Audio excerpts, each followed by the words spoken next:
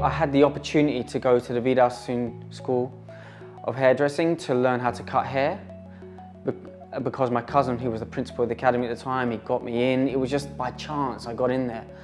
And I didn't even know if hairdressing was the right thing for me. It was just like, okay, I wasn't successful in the last profession, let's try something else. So I did go into teaching after gaining several qualifications, working in further education college, teaching 16-year-olds, which was a task in itself, and then going to private academies to then finding out that I'd like to teach people that have actually paid to do a course because they are actually putting their heart and soul into this. So barbering education before LSB was pretty substandard, to tell you the truth, and the reason for that is because there wasn't an actual structure to the way that people learned how to cut men's hair. Before London School of Barbering, there was a lot of apprenticeships, people learning inside barbershops, learning inside colleges, further education colleges, and really the standards in those places were not as good. It was the amount of money that was getting charged to these people for really substandard education.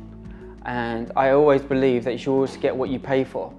And here at the London School of Barbering, people, they pay for their course, but they come out feeling that they got their money's worth. We are living in a very demanding society where men in particular are spending more money on themselves. So that wherever they go for a haircut or any sort of grooming service, they expect more. And if you go into a place and you're paying top dollar for a haircut or a beard trim or a shave and you're not getting what you paid for, then that's just going to make the industry look very bad. Well, I didn't know that this was in me until I started developing the company itself. And the company reflects basically my personality, which is a little bit, how can I say, I'm a perfectionist, and I have a little bit of OCD, and I want everything to be right. And if something's not right, then I get agitated, and I want to know why it's not being done right, and I want to find a solution to that problem, and behind that solution, it will always have a process, and that's how everyone will abide to what we teach and produce fantastic barbers. So my vision for London School of Barbering was to see if anybody would buy it, first of all, you know, to see if anybody would come onto our course and learn my way, you know, and my way wasn't the complete way to start with. My skills and my knowledge of barbering have evolved through the years due to the fact that I've employed some fantastic barbers and hairdressers that have come along and made our learning methods and techniques solid. So the earliest incarnation of LSB was me approaching my friend, who's now my business partner. His name's Justice McEverly. And I asked him whether he would be interested in, you know, setting up this barbering academy, and he said yes. So I was happy to hear that he was willing to come on board with me. He was working in a bank to start with, and after he realised that the company was going well and it was becoming a success, he left the banking industry to come and set up LSB. LSB was first registered as a limited company in October 2012. 1st of December 2012, we had our new class. So in the space of 2 months, we were able to gain 5 students that applied for the course and started on December the 1st. That's where it all began, basically. So these 5 guys that came onto our course was stepping into like the world unknown. For myself as well, it was complete unknown territory, doing your own thing, teaching people that are paying you. So these guys, they're all quite young guys. One elder guy actually, who I don't know what he's doing at the moment, but one of the first guys that did the course with us is actually a teacher of us now. I was basically doing everything that needed to be done, from the teaching side to ordering stuff for the academy, dealing with sales, having to pull models off the street to get them free haircuts. And slowly, we were gaining more interest in the course. And then we decided that we needed to hire another teacher. And then from that teacher, we became 3 teachers, and from that came 4, etc., etc. Nobody ever believes this, you get something for free, especially in London. It's such a dog-eat-dog city. And when I was trying to pull people off the street to get free haircuts, people were like, "You what? What's the catch?" And I would tell them, like, you're gonna get a fantastic haircut, but you just have to make one little sacrifice. And just sit in a chair for 1 hour. And I promise you, you come out with the best haircuts you've ever had. And I managed to convince a lot of people. And through those people that I convinced, they went off and told all their friends. And those friends came to us, and they referred their friends. And then we started getting in contact with the universities. Around London, there's all these universities with all these students that'd rather spend all their money on beer than on haircuts, and it was perfect. We had all these young dudes who wanted to look cool and trendy, but didn't want to pay for a top dollar haircut. So we managed to entice that group, and then they went off and told all their friends, and now we have like 900 models a week coming in for free haircuts. So as a teacher, it came really natural for me, because for some reason I was able to articulate the techniques by using examples of things around us in daily life, using analogies, etc. And for some reason people were able to pick that up and create the process that I laid down for them.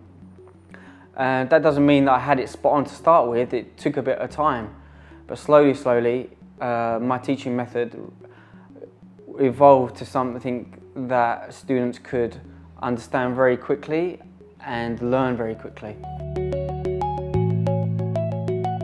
My teaching methods have always been stern but fair. And when I mean stern, I'm a hard taskmaster, and I expect and demand the best from my students. And I hope and I believe that I have kind of trickled that kind of ethos down to my current educators. And when I look at them teach, I can just see a little bit of me in them, because they are stern but fair, and they demand perfection from all the students. There wasn't an actual time or a point where I thought, yeah, I'm enjoying this. You just rode the wave, and we were just seeing it day by day, how it evolved. And the way that we reacted was to what was required to run the academies day by day. For example, we needed an extra chair, so we got an extra chair. We needed more mirrors, so we got more mirrors. We needed to get more products in, so we got more products in. We needed to revamp the website or make the website more sophisticated, so we did that. So as we went along, we were just improving as we went. A year and a half went by, and the company was growing. It was very successful. We were getting bookings coming in and day out. We were booked up in advance for months and months. So we thought that the next natural progression was to open another academy. And we did that. And that's the Smithfield Academy that you can see in our Instagram posts, and whenever you come to visit the academy, this is our flagship. And at the moment, we're currently looking for more academies and to grow the business, because we believe that what we got can be replicated and can be taught anywhere in the world.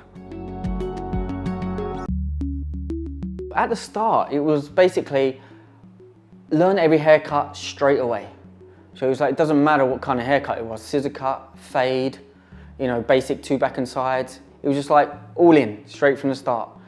Where now it's just a lot more structured, where you follow a method of understanding a haircut step by step.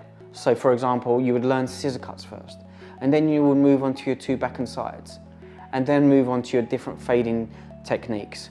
So slowly, as the course evolves, you develop yourself with more harder techniques. I wouldn't say I'm an easy man to work for. I'm a ball of stress most of the time because I really care about the way that the academy is run. You know, I'm very kind of hands-on still. You know, I may have 22 staff working for me, but I'm still in that academy, picking up the broom, sweeping up here, making sure the place is nice and tidy. And you know, I hope I lead by example when I do all those stuff, so my employees can go and do the same thing. Well, to tell you the truth, I'm not very good at reflecting and looking on what's happening at the moment. Because I'm a very hard man to please, I'm always looking on how to improve. So sometimes I need to take a step back and look at it from a different perspective to say, yes, this is working, this is a great product. I've been a bit of a tech phobe all my years. I've stayed away from social media. I don't even have a Facebook account.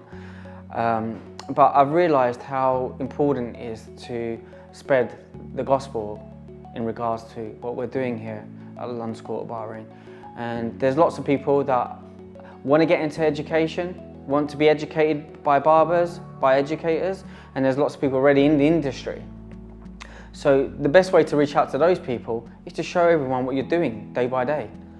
Show everyone that you're producing quality haircuts. Show everyone that you have an abundance of models in your academy. Show everyone that you have fantastic one-on-one support. And what we've realised is that we're living in a video media industry now, you know, where people are looking and learning.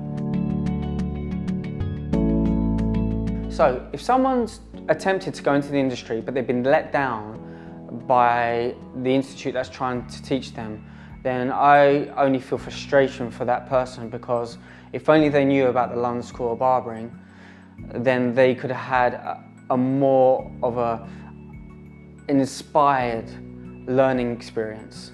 Not only inspired, but you know, something that is tangible, something that they can take and believe in, and then go into the big wide world and do what they do best.